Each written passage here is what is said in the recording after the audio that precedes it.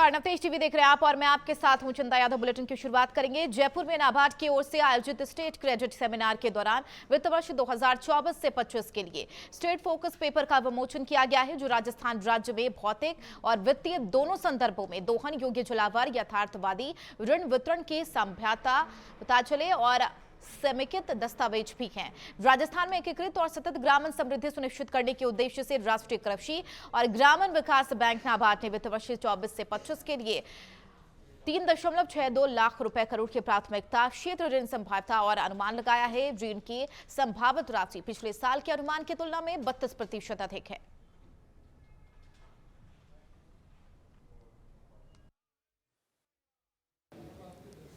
ऐसा है, जैसा आज आप सब लोगों को विदित है, यहाँ पे सारे बैंकर्स आरबीआई और नाबार्ड और एसएलबीसी के तत्वाधान में उपस्थित हैं। राज्य सरकार पूरी तरह इनके साथ है।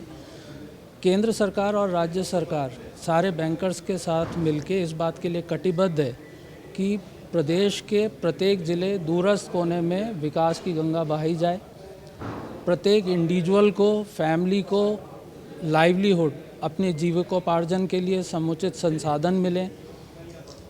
5 वर्ष के अंदर राजस्थान $350 बिलियन इकोनॉमी बने, सब जगह खुशहाली आए। इसके लिए जो हमारे दूरस्थ क्षेत्र हैं, जो एस्पिरेशनल डिस्ट्रिक्ट के रूप में माननीय प्रधानमंत्री महोदय द्वारा रिकॉग्नाइज किए गए हैं, विशेषकर उन पर और अलग अलग ज़िलों के कोने तक सारे विकास के कार्य पहुंचाने के लिए ऋण उपलब्ध कराना भी एक संसाधन के रूप में लिया जाएगा। झालावाड़ के विजय राज्य संध्या राजकीय खेल संकुल में संभाग स्तरीय आरोग्य मेले की शुरुआत हुई है। 8 मार्च तक चलने वाले इस मेले का शुभारंभ पूर्व आरपीएससी चेयरमैन श्याम सुंदर शर्मा ने किया। इस आरोग्य मेले में आयुर्वेद विभाग द्वारा विभिन्न प्रकार के चिकित्सा पद्धतियों सहित चिकित्सा परामर्श और दवाओं के वितरण के लिए काउंटर लगाई गई है। समारोह के दौरान उपस्थित अतिथियों ने सभी काउंटर पर जाकर अवलोकन किया और चिकित्सा पद्धतियों की जानकारी दी गई। बता दें, आरोग्य मेले के दौरान पूरे संभाग भर में आयुर्वेद और यूनानी विशेषज्ञ डॉक्टर लोगों को निःशुल्क परामर्श देंगे और इसके साथ ही इस आरोग्य मेले में विभिन्न बीमारियों को लेकर भी दवाइयां निःशुल्क दी जाएंगी।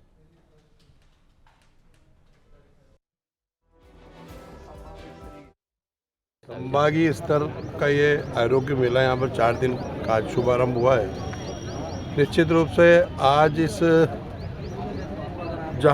आज इस युग में किसी को भी समय नहीं है स्वास्थ्य को देखने के लिए, तो आयुर्वेद की ये पहल निश्चित रूप से अप्रिशिएट करेंगे हम इस चीज़ को, और इसकी ज़्यादा से ज़्यादा इसका प्रचार प्रसार होना चाहिए, क्योंकि इलाज तो होम्योपैथिक में भी संभव है, लेकिन होम्योपैथिक का इलाज टेम्परेरी इलाज होता है और आयुर्वेद का जो इलाज होता है वह बीमारी को पूरी जड़ से ख़त्म करता है।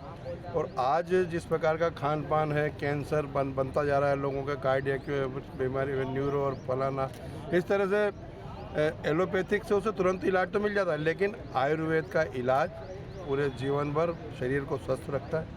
हमारे को निश्चित रूप से आम जनता के बीच में जाकर प्रेरित करना चाहिए कि आयुर्वेद की तरफ जाए और अपना स्वास्थ्य को सही रखने।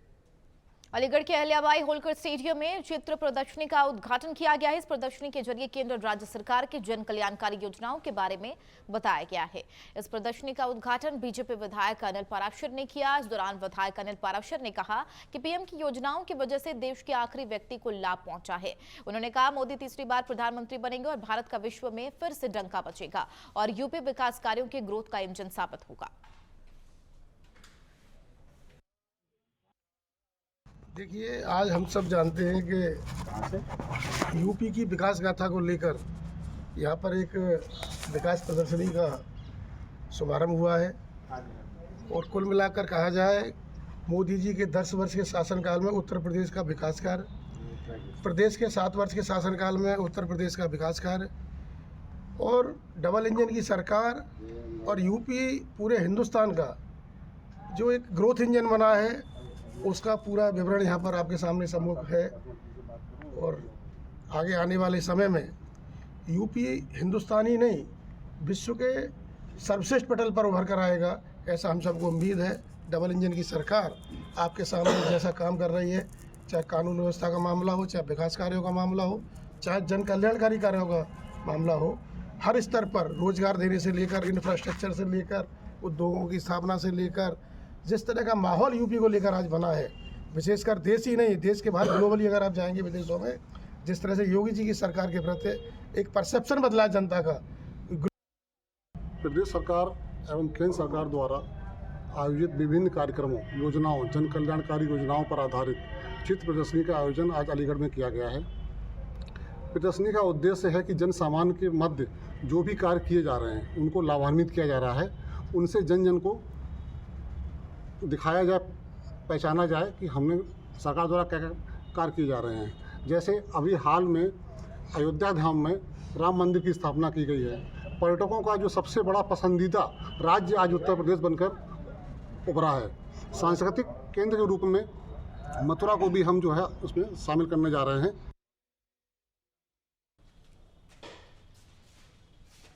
बीग जिले के पहाड़ी कस्बा में विधायक नौक्षम चौधरी ने धन्यवाद यात्रा निकाली। उस दौरान ग्रामीण चांदी का मुकुट पहनाकर विधायक का स्वागत किया गया। इस दौरान विधायक नौक्षम चौधरी ने बदमाश और माफियाओं को चेतावनी देते हुए कहा किसी भी कीमत पर अपराधियों को बर्दाश्त नहीं किया जाएगा। वहीं उन्होंने पुलिस की कार्यशैली की भी जमकर प्रशंसा की और ग्रामीणों से पुलिस प्रशासन का सहयोग करने की अपील की।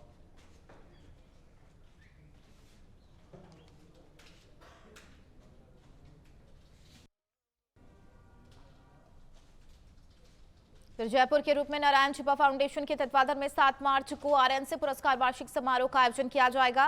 विद्याधर नगर सेक्टर 2 स्थित उत्सव माहेश्वरी जन उपयोगी भवन में इस कार्यक्रम का आयोजन होगा। समारोह के मुख्य अतिथि राज्यपाल कलराज मिश्र होंगे और समारोह की अध्यक्षता राज्यसभा सांसद घनश्याम तिवारी करेंगे। फाउंडेशन के अध्यक्ष दिलीप छिपा ने बताया कि पुरस्कार वितरण समारोह के तहत वर्ष 2024 आरएनएससी पुरस्कार के लिए विभिन्न क्षेत्रों में उल्लेखनीय योगदान देने वाले 30 नामों को चयनित किया गया है। कार्यक्रम के दौरान ही चयनित प्रतिभागियों को 5 स्वर्ण और 25 रजत पदक, पश्मीना शॉल और प्रशस्ति पत्र देकर सम्मानित किया जाएगा।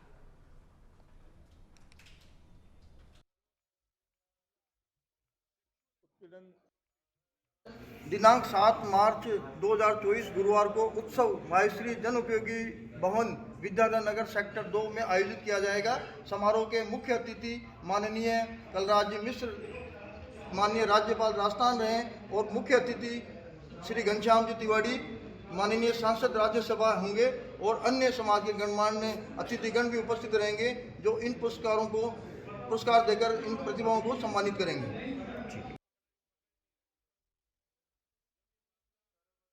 7 मार्च 2024 गुरुवार को विद्याधर नगर जनोपयोगी भवन में रूपनारायण छिपा फाउंडेशन एक ट्रस्ट बना है 2023 में।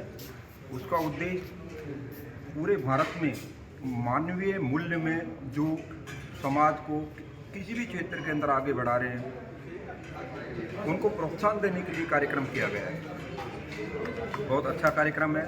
पहली बार रूपनारायण फाउंडेशन जो 7 मार्च को कार्यक्रम कर रहा है, ये छिपा और दर्जी दोनों समाजों की विशेष प्रतिभाएं जिन्होंने समाज का नाम रोशन किया है उनको प्रोत्साहित करने के लिए किया जा रहा है। इसके बाद जब भी कोई प्रोग्राम होगा हर साल उनकी पुण्यतिथि पर आयोजित किया जाएगा 7 मार्च को, जिसमें सभी प्रत्येक मूल्यों को आंका जाएगा समिति के द्वारा, उनको प्रोत्साहित किया जाएगा।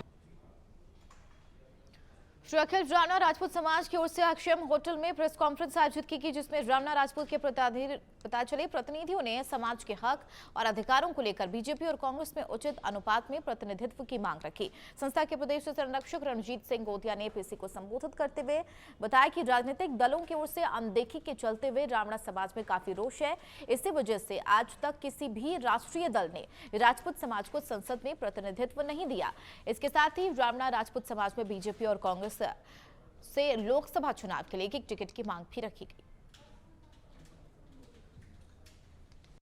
राजनीतिक दलों से कांग्रेस और लोकसभा चुनाव के मुहाने पे हम खड़े हैं और जाहिर सी बात है जब भी कोई सा भी चुनाव आता है तो विभिन्न समाज के लोग अपनी अपनी कुछ मांगों को लेकर सामने ज़रूर आते हैं। ऐसा ही कुछ मांग लेकर आज रावणा राजपूत समाज आया। हमारे साथ में रावणा राजपूत समाज के कुछ प्रतिनिधि मौजूद हैं। भाई साहब, पहले तो आपका परिचय। मैं रणवीर सिंह बिरलो का जिलाध्यक्ष नागौर। आप जो भी मांग आप लेकर आए हैं, क्या वो मांग जो टिकट की है वो आपने पहले क्यों नहीं रखी? अब जब हम लोकसभा चुनाव के मुहाने पे आ गए हैं और आचार संहिता लगने वाली है, उस समय पर इस मांग का क्या कोई विशेष उद्देश्य है? नहीं, हमारे समाज के जो लोग भारतीय जनता पार्टी और कांग्रेस में काम कर रहे हैं, निश्चित रूप से उन्होंने अपने अपने स्तर पर दावेदारी कर रखी है। पहले बताने वाला कोई बात नहीं है। पिछले 5 सालों से लोग तैयारी कर रहे हैं अपनी अपनी जगह से। ये हमको ऐसा अंदेशा लग रहा है कि पिछले 70-75 सालों से हमारे समाज की अनदेखी हुई है। आज तक किसी भी राष्ट्रीय राजनीतिक दल ने लोकसभा या राज्यसभा में रावणा राजपूत समाज को प्रतिनिधित्व नहीं दिया है। और पिछले ट्रैक रिकॉर्ड को देखते हुए ही समाज ने ये निर्णय किया है कि भाई अब हमारी मांग जो है सामूहिक रूप से राजनीतिक दलों तक जानी चाहिए, और उसी उद्देश्य से आज की ये प्रेस वार्ता रखी है।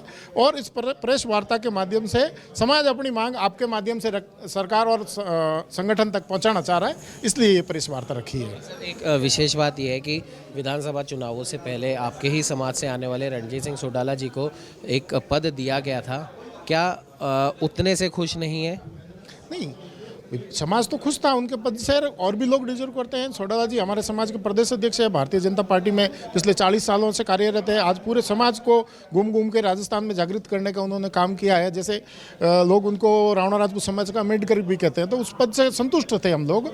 और लेकिन अभी 2 दिन पहले जो प्रदेश कार्यकारिणी जारी हुई है भारतीय जनता पार्टी की, उस लिस्ट में उनका नाम नहीं है। निश्चित रूप से समाज में संदेश ये गया है कि भाई रणजीत सिंह सोडाला को और इस समाज को भारतीय जनता पार्टी ने केवल विधानसभा चुनाव में उपयोग लिया और मक्खी की तरह निकाल के फेंक दिया। तो ये नाराजगी समाज में है। भाई साहब, एक यहाँ पर एक और बात सामने आती है। अभी आपने कहा कि रणजीत जी को जो पद दिया गया था वो उनसे छीन लिया गया है, लेकिन एक छोटी सी बात समझने वाली ये है, क्योंकि अभी 10 टिकट बाकी हैं, अभी पूरे 10 टिकटों की घोषणा तो हुई नहीं है। और क्या सोडाला जी के पास जो पद था वो वापस लेने का कोई ऑफिशियल लेटर आया? नहीं, ऑफिशियल लेटर नहीं होता है सर। जब प्रदेश कार्यकारिणी जारी है और उसके बाद अगर 3 महीने बाद नई कार्यकारिणी जारी होती है तो हटाने का लेटर नहीं निकलता। नई कार्यकारिणी जारी होते ही पुराने अपना आप हटाए हुए मान लिए जाते हैं। तो निश्चित रूप से भाई हटाना नहीं कह सकते, लेकिन नई कार्यकारिणी में स्थान नहीं मिला तो हटे हुए ही समझ सकते हैं आप। ऑफिशियल लेटर नहीं आता है इसमें। अगर मान लीजिए पार्टी उनको टिकट दे देती है, क्योंकि अभी 10 टिकट बाकी हैं, तब आपका क्या रुख रहेगा? समाज उनका वेलकम करेगा। और अभी चेयरमैन साहब ने बताया, रणजीत सिंह जी ने, कि 2 लाख लोगों के साथ हम लोग स्वागत करेंगे उस पार्टी के अध्यक्ष का और पार्टी का, और पूरे राजस्थान में उस पार्टी को फायदा मिलेगा। निश्चित रूप से जो भी पार्टी टिकट देगी, चाहे भारतीय जनता पार्टी 10 में से दे या कांग्रेस बीजेपी में से दे, दिल खोल के समाज स्वागत करेगा।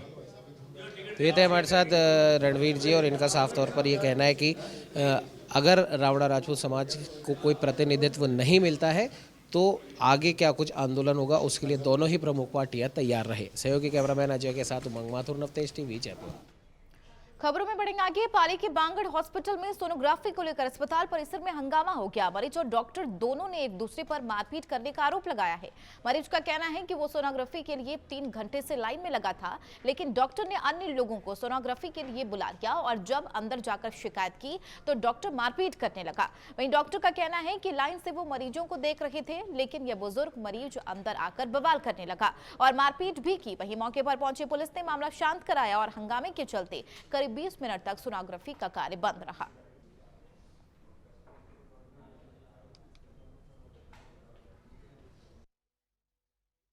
आज हमारे जो यहाँ रेडियोलॉजिस्ट है डॉक्टर ओपी राठौर, वो मीटिंग में गए थे, तो मैं एमसीएच से सोनोग्राफी करके आया था। तो उन्होंने कहा कि सर आप थोड़ी सोनोग्राफी देख लेना। मैं आके रूटीन में सोनोग्राफी कर रहा था। एक बच्ची की सोनोग्राफी चल रही थी, एक बुजुर्ग थे कि मेरी सोनोग्राफी करो। मैंने उनको बाहर बैठने के लिए बोला।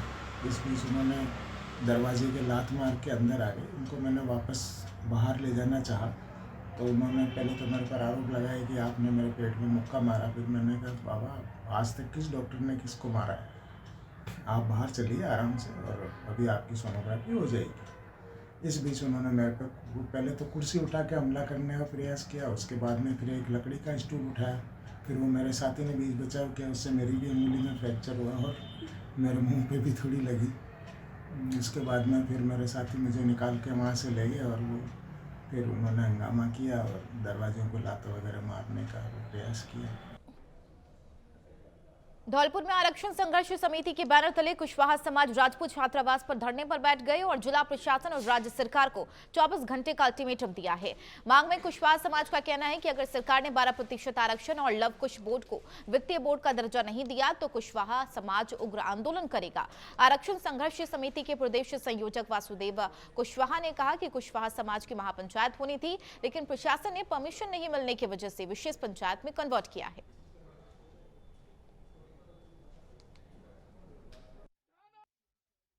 आज कुशवाहा समाज की महापंचायत को विशेष पंचायत में शाम को 8 बजे कन्वर्ट किया, क्योंकि हमें बताया गया था कि आपने मंजूरी नहीं ली है। तो हमने कोई बात नहीं, हम संविधान के साथ साथ काम करेंगे, और हमने महापंचायत को एक विशेष पंचायत में कन्वर्ट कर दिया, पब्लिक को आने से मना कर दिया। विशेष लोग जब प्रदेश से आए तो हमने एक निर्णय लिया है सर्वसम्मति से, गंगा जल की कसम खा करके, कि 24 घंटे यही हम छात्रावास पर मीटिंग करेंगे। 24 घंटे बाद हम कोई भी एक्शन कर सकते हैं, जिसकी जिम्मेदार स्वयं सरकार होगी, क्योंकि हमारी सरकार धैर्य की परीक्षा नहीं ले। बहुत दिन से हमने देखा है धैर्य रखते रखते, और अब तक हम गांधीवादी तरीके से आंदोलन करते आए हैं, गांधीवादी में विश्वास करते हैं। हमने एक बार नहीं 2 बार हमने आंदोलन किया, NH 21-2-3 को जाम किया। अब भी हम आज धौलपुर में लवकुश छात्रावास पर इस बात की कसम खाई है पूरे समाज ने, कि आने वाले चुनाव में हम भाजपा को किसी प्रकार में वोट नहीं देंगे। एटा जिले के अलीगंज कस्बे में उपजिलाधिकारी प्रतीत त्रिपाठी के निर्देश पर अतिक्रमण हटाओ अभियान चलाया गया है। घंटों चले इस अभियान में अवैध अतिक्रमण को गिराया गया। मैनपुरी रोड स्थित दुकानों के ऊपर 3 छप्पर को जेसीबी मशीन से हटाए गए, और साथ ही नाली को ऊपर बनी पुलिया को भी ढहाया गया है। अतिक्रमण हटाओ अभियान की सूचना जैसे ही लोगों को लगी, लोग ने अपनी अपनी दुकानों की से टीन सेट और सामान हटाने लगे। इस दौरान उपजिलाधिकारी प्रतीत त्रिपाठी ने कहा, नगर में अभियान लगातार जारी रहेगा। जब तक अतिक्रमण मुक्त पूरा नगर नहीं हो जाएगा, तब तक यह अभियान निरंतर जारी रहेगा। उन्होंने व्यापारियों से अतिक्रमण न करने और शासन प्रशासन का सहयोग करने की अपील की।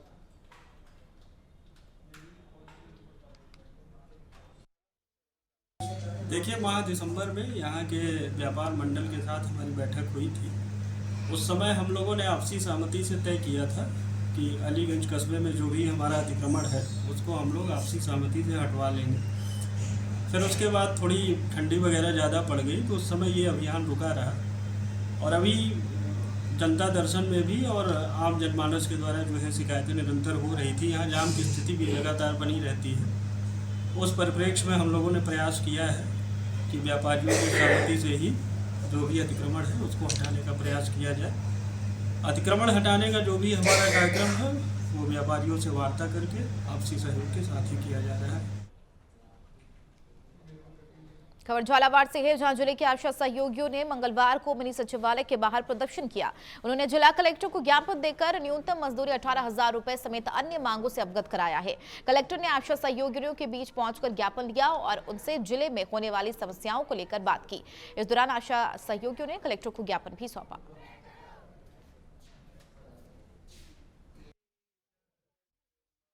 हमने कलेक्टर साहब को हमारा जो 10% मानदेय बढ़ाया गया है उसके बाबत हमने जो कलेक्टर साहब को एक ज्ञापन दिया है कि हम इतने कम मानदेय से संतुष्ट नहीं हैं और हमारा मानदेय बढ़ाकर उसको हमारी जो हमारा काम है उसके एवज के अनुसार किया जाए, क्योंकि जिस हिसाब से सरकार हमसे काम कराती है उस हिसाब से शायद हमारा मानदेय है भी नहीं।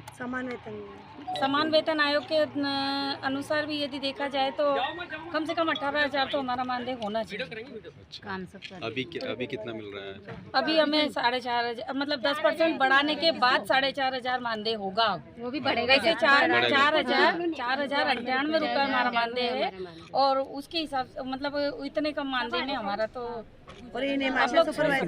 गणपति बिहार 591 निवासी रिटायर्ड इंडियन नेवी सीपीओ के साथ 2 महिलाओं ने चोरी की वारदात को अंजाम दिया। पीड़ित लाल सिंह जाट ने बताया कि 4 मार्च को वह तिजारा ओवरब्रिज के पास SBI ATM से पैसे निकालकर घर जा रहा था। तभी रिक्शा में 2 महिलाएं आकर बैठ गई और पर्स में से कब पैसे निकालिए पीड़ित को इसकी जानकारी नहीं हुई, जिसकी सूचना पीड़ित ने शिवाजी पार्क थाने में दी है। पुलिस ने शिकायत के आधार पर मुकदमा दर्ज कर लिया है और अब मामले की जांच पड़ताल में जुट गई है।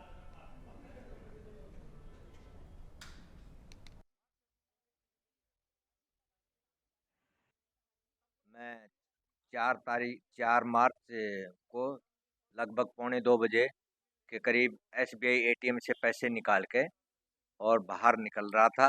बाहर निकला, मैं वो पैसे पर्स में डाले, पर्स को बैग में डाल दिया और एक ऑटो रिक्शा जा रहा था, उसको मैंने आवाज़ लगाई, उसने रोक लिया। जैसे ही मैं ऑटो में बैठा, बैग रखा, बैग से 10 रुपये किराए के मैंने ले लिए पर्स से और वो 2 लड़कियां आई। एक लड़का मेरे साइड में बैठा था, एक लड़की मेरे सामने बैठ गई और उस लड़के को उठा के और वो दूसरी लड़की भी मेरे सामने बैठ गई। बैग मेरे पास था, पैरों पे रखा था, रिक्शा चल पड़ा। ई रिक्शा जैसे ही चला, मेरा ध्यान तो इधर उधर बिल्डिंगों की तरफ था, लेफ्ट राइट में, और उन्होंने मेरे पैसे बैग से निकाल दिए। मुझे मालूम नहीं पड़ा। मैं जैसे ही पुलिया खत्म हुआ को ऑटो वाले को बोला रोक दे, और मैं उतर गया। सामने ही मेरा गली में मेरा घर था। मैं उसको 10 रुपए पकड़ाए रिक्शा वाले को, हाथ में थे मेरे किराए के, और मैं जल्दी जल्दी अपने घर में। धौलपुर में पुलिस ने ऑपरेशन अरावली के तहत जिले के अवैध खनन परिवहन भंडारण के खिलाफ विशेष अभियान चला रखा है। इसी के तहत पुलिस की टीमों ने अलग अलग स्थानों पर दबिश देकर 24 केस दर्ज किए हैं और 29 लोगों को गिरफ्तार किया। साथ ही अवैध खनन परिवहन भंडारण में प्रयुक्त होने वाले 24 ट्रैक्टर ट्राली, 2 ट्रक और 2 क्रेन को भी जब्त किया है। करीब 300 टन अवैध बजरी के साथ 32 टन अवैध पत्थर भी जब्त किया गया।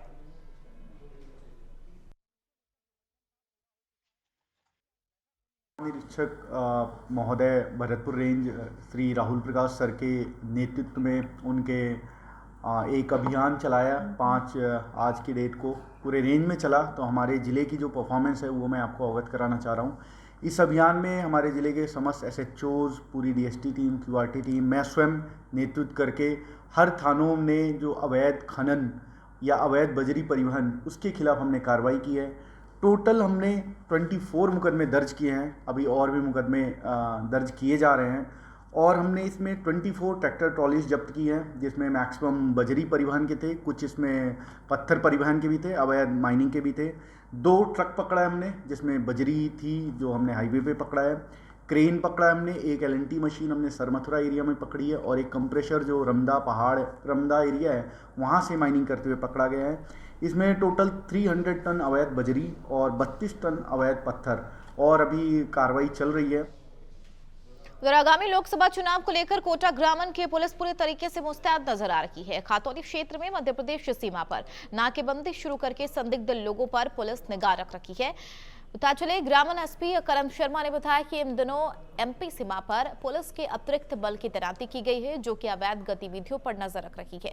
SP ने बताया अवैध शराब, मादक पदार्थ की तस्करी और अवैध हथियारों के खिलाफ कार्रवाई की जा रही, ताकि अपराधियों पर लगाम लगाई जा सके।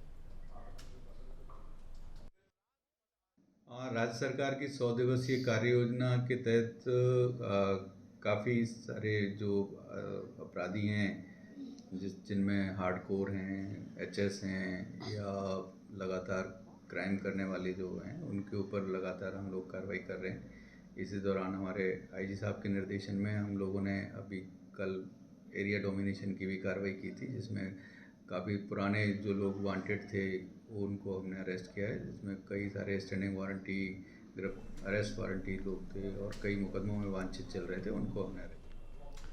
खबर डीग से है, जहां पर जिला कलेक्टर श्रुति भारद्वाज ने मंगलवार को जिले के प्रमुख स्थलों में भ्रमण कर साफ सफाई व्यवस्थाओं का जायजा लिया। बता दें, डीग में कल से विधिवत रूप से स्वच्छता महाअभियान शुरू किया जा रहा है, जिसके सिलसिले में आज DM ने खुद जिला मुख्यालय में प्राचीन किला, नई सड़क, मेला मैदान, बस स्टैंड, डाकघर आदि स्थानों का दौरा किया और साफ सफाई व्यवस्थाओं का जायजा लिया।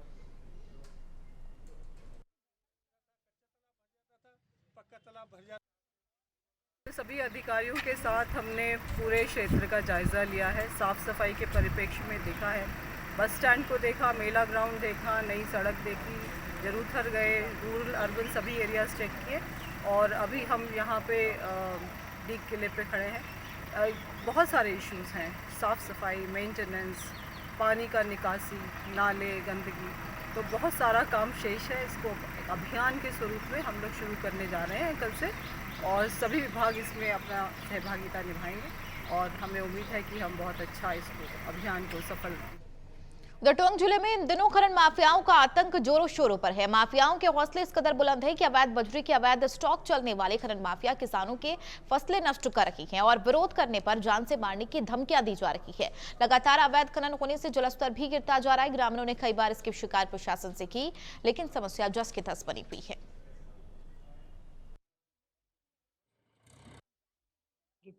गीताजी काय समस्या છે आपको? यही समस्या છે રાત પડે છે और मनसूबा नहीं। हाँ रोडर से ट्रका भरता और 3-4 ट्रका भरे छे और जब फोन करे छे भाग जाओ छे और लड़ाई बाजी हो जाओ ने, तो मैं कोई के भी फोन कर दिया कदे भी, तो कोई भी आओगे मौका पर।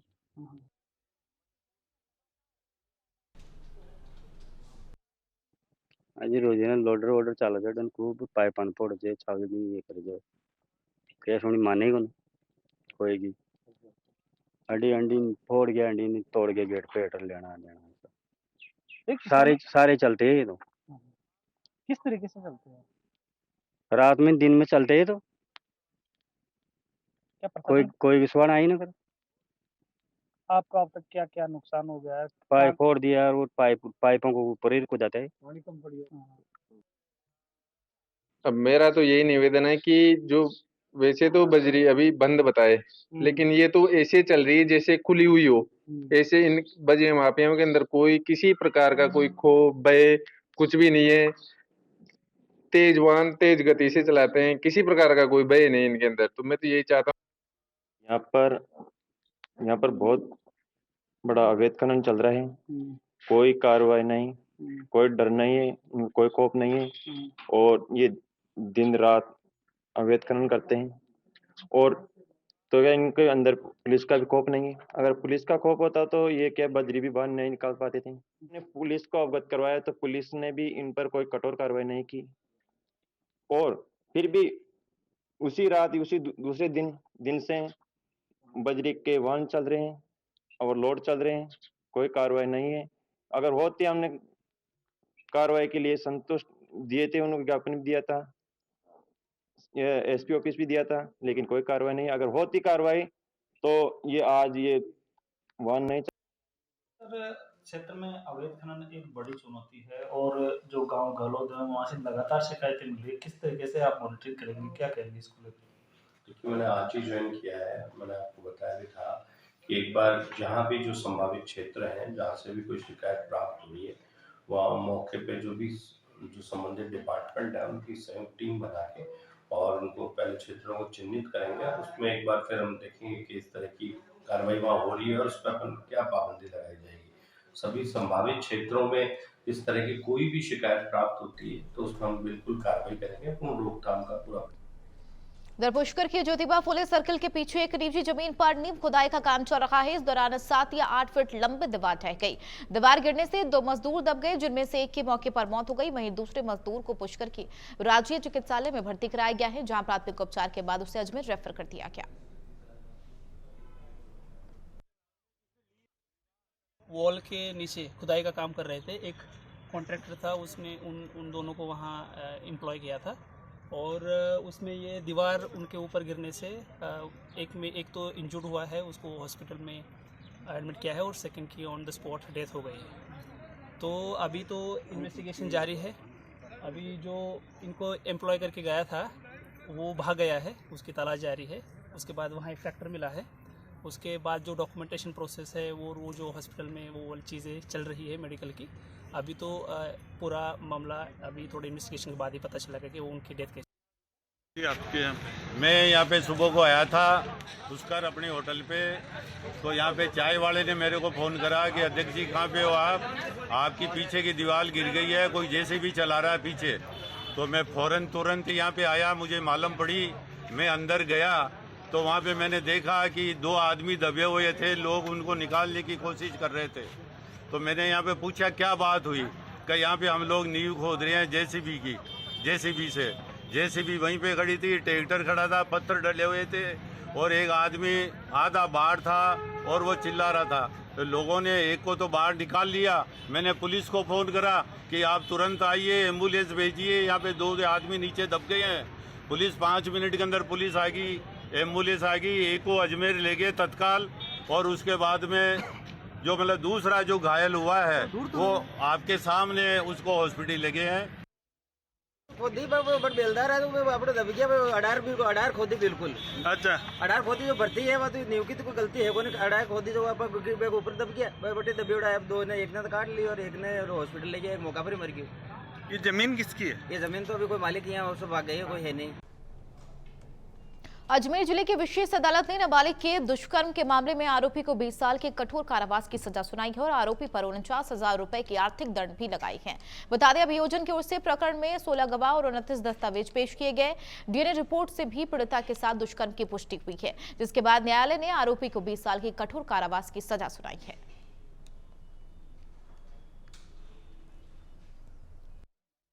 ये आज पोक्सो कोर्ट के विशिष्ट न्यायाधीश श्री बन्नालाल जी जाट द्वारा पोक्सो एक्ट के आरोपी फजलुद्दीन पुत्र श्री मोहम्मद काठात को आज नाबालिग बालिका के साथ दुष्कर्म के आरोप में 20 वर्ष का कठोर कारावास और 50,000 रुपये अर्थदंड से दंडित किया है। घटना अनुसार परिवादी ने पुलिस थाना ब्यावर सदर में एक रिपोर्ट इस आशय की दर्ज कराई थी कि उसकी 14-15 वर्षीय नाबालिग पुत्री 22 जनवरी 2022 को रात्रि 9 साढ़े 9 बजे घर से अचानक लापता हो गई।